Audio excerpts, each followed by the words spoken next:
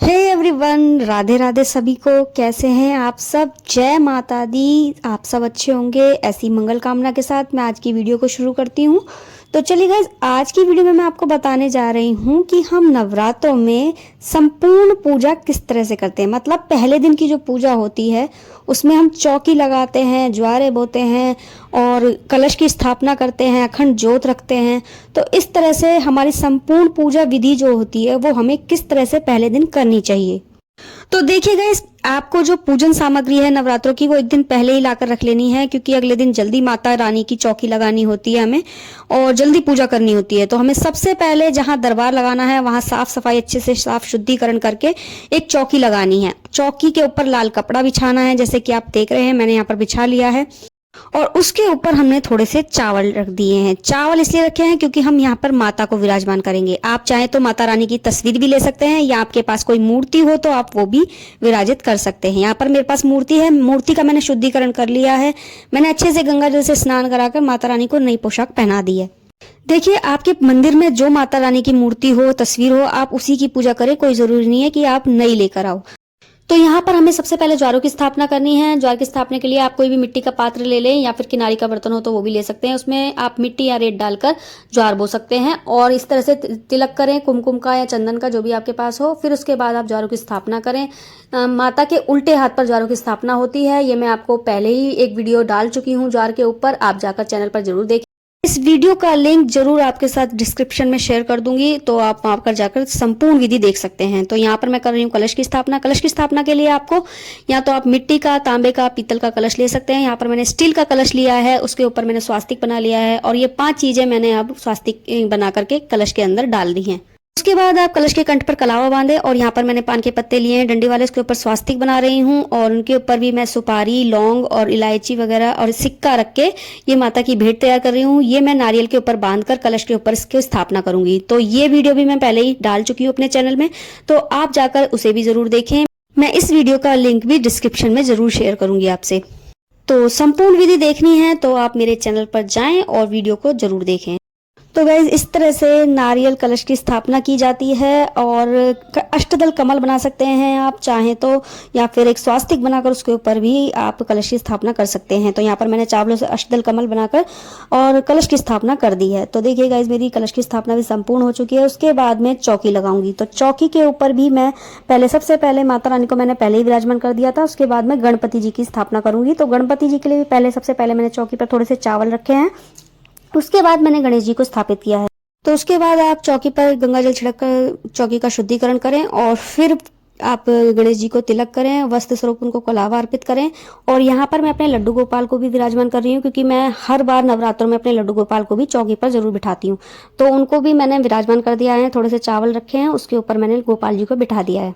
और देखिए, मैंने है ना गोपाल जी को पहले ही स्नान करा लिया, उनका शुद्धिकरण मैंने पहले ही कर लिया है। उनको स्नान कराने के बाद, पोशाक पहनाने के बाद तभी मैंने उनको चौकी पर विराजित किया है।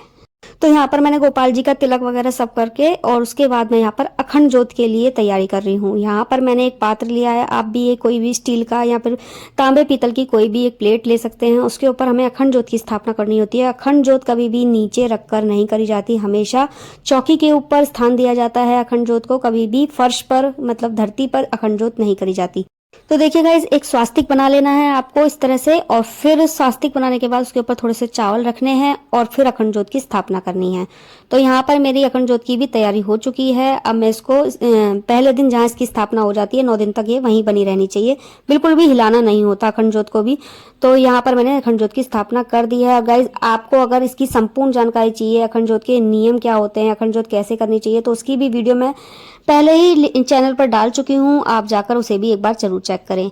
तो देखिए गाइस, सबसे पहले माता रानी को तिलक करना है, अक्षत चढ़ाने हैं। और देखिए यहाँ पर मैंने तिलक कर दिया है। और हाँ, सबसे जरूरी बात कि अगर आपका कोई इष्ट है, देवी देवता, तो आप उनको भी चौकी पर जरूर विराजित करिए। तो यहाँ पर हमारे इष्ट जो है मेरी केला देवी हैं, हम उनको भी चौकी पर विराजमान करेंगे। तो यहाँ पर मैंने माता रानी का तिलक कर दिया है और केला देवी का भी मैंने तिलक और अक्षत चढ़ा दिए हैं। उसके बाद मैंने केला देवी को माता रानी के पास ही विराजित कर दिया है। तो चाहे आप ना करें, लेकिन मेरी मन की तसल्ली जब ही होती है जब चौकी पर हमारे इष्ट भी विराजित हो जाते हैं। तो यहाँ पर मैंने माता रानी को अब चुन्नी उड़ा दी है लाल रंग की। तो लाल रंग माँ को बहुत प्रिय होता है, इसलिए लाल रंग की चुन्नी उड़ाएं उन्हें और लाल रंग के फूलों की माला पहनाएं माता रानी को, गुलाब के फूलों की माला। तो यहाँ पर मुझे गुलाब के फूलों की माला नहीं मिली थी, क्योंकि मैंने नवरात्रि वाले पहले दिन ही ये माला सुबह सुबह मंगवाई थी और माला जो है ख़त्म हो चुकी थी जल्दी, इसलिए ये गेंदे के फूल की माला मुझे मिली, मैं वही लेकर आ गई हूँ। कोई बात नहीं, माता रानी को श्रद्धा और भाव चाहिए, तो मन से की हुई पूजा ही माता रानी को प्रिय होती है, मेरा मानना यही है। और गाइज यहाँ पर मैंने फूलों की माला माँ को चढ़ा दी है। आप चाहें तो लौंग के जोड़े की माला भी माँ को आप चढ़ा सकते हैं। वो एक दिन आपको पहले बनानी होती है, क्योंकि उसमें थोड़ा समय लगता है बनाने में, तो एक दिन आप पहले ही तैयार करके रख लें। और ज़रूरी नहीं है फिर आप फूलों की माला माँ को पहनाएं, 9 दिन तक आप वही माँ को धारण करवा के रखें लौंग की माला को, और फिर उसके बाद जब 9वें दिन उसको फिर माँ के मतलब कंठ से उतार के फिर उसको प्रसाद स्वरूप अपने किसी भी गले वगैरह में उसको डाल सकते हैं। तो लौंग की माला का भी वीडियो मैं आपके साथ ज़रूर शेयर करूंगी। तो जिसको भी लौंग की माला की वीडियो चाहिए कि उसे कैसे बनाया जाता है, तो मुझे कमेंट में ज़रूर बताएं, मैं जल्दी ही उसको वीडियो को डालने की कोशिश करूंगी चैनल पर।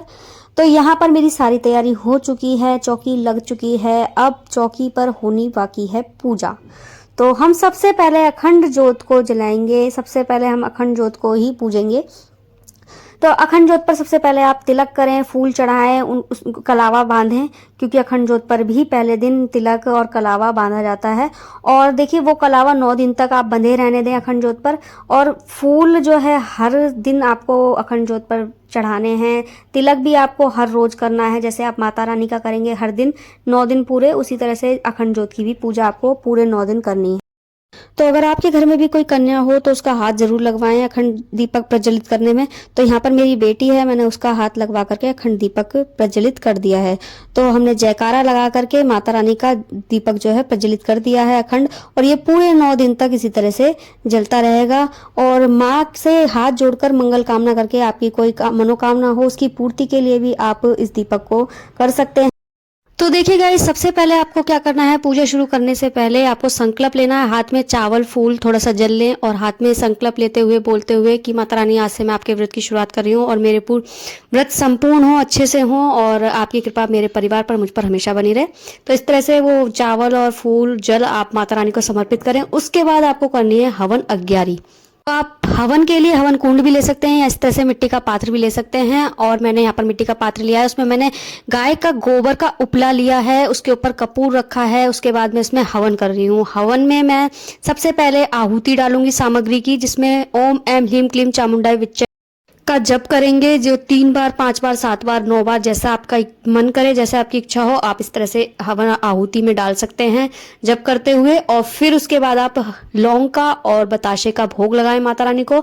और लौंग जो है वो फूल वाली होनी चाहिए, बिना फूल की लौंग माँ को नहीं चढ़ती है। तो देखिए गाइस, वैसे तो पूरे 9 दिन अगर व्रत रखते हैं तो आपको ये छोटा सा हवन रोज करना है। अग्यारी में आपको ज्यादा कुछ नहीं, तो लौंग और बताशे का भोग डेली लगाना है, रोज लगाना है। और अगर आप व्रत पहला और आखिरी रख रहे हैं तो आप पहला और आखिरी दिन भी इस हवन को कर सकते हैं। तो गाइज देखिए, आप आहुति में फल का भोग लगा सकते हैं, मेवा का भोग लगा सकते हैं, पान का भोग लगा सकते हैं, शहद का भोग लगा सकते हैं, जिस चीज का आपका मन करे आप वो भोग इसमें लगा सकते हैं। तो आपको माता रानी के वैसे तो 9 दिन के अलग अलग भोग होते हैं, लेकिन आप श्रद्धा पूर्वक जो माँ को समर्पित करेंगे तो वो चीज माँ आपकी खुश होकर स्वीकार करेगी। तो गाइज देखिए, यहाँ पर हमारा हवन हो जाता है समाप्त। उसके बाद करनी है आपको आरती। तो आरती के लिए आपको एक दीपक अलग से तैयार करना है। आपको अखंड दीपक से आरती नहीं करनी, उसके लिए अलग से जोत तैयार करनी है। तो आपको सबसे पहले तो गणेश जी की आरती करनी है, उसके बाद माँ दुर्गा की आरती करनी है। तो जब आपकी आरती समाप्त हो जाए, इसके बाद आप धूप दीप पूरे घर में फिराएं, पूरे घर में घुमाएं और अपने बच्चों को दें, खुद लें।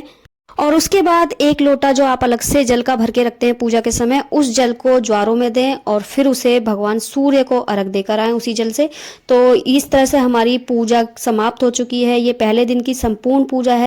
तो आपको इसी तरह से पहले दिन की पूजा करनी है। तो एक बात मैं आपको और बता देती हूँ, देखिए बहुत से लोग पहले दिन सुहाग का सामान अर्पित करते हैं माँ को, बहुत से दिन 9वें दिन सुहाग का सामान अर्पित करते हैं। तो यहाँ पर मैंने जो है सुहाग का सामान मंदिर में भिजवा दिया था। तो आप चाहें तो मंदिर में भी पहले दिन चढ़वा सकते हैं माता रानी को सुहाग का सामान, या फिर अपनी चौकी जहाँ आपने लगाई है वहां पर भी आप रख सकते हैं सुहाग का सामान, वहां पर भी अर्पित कर सकते हैं माँ को।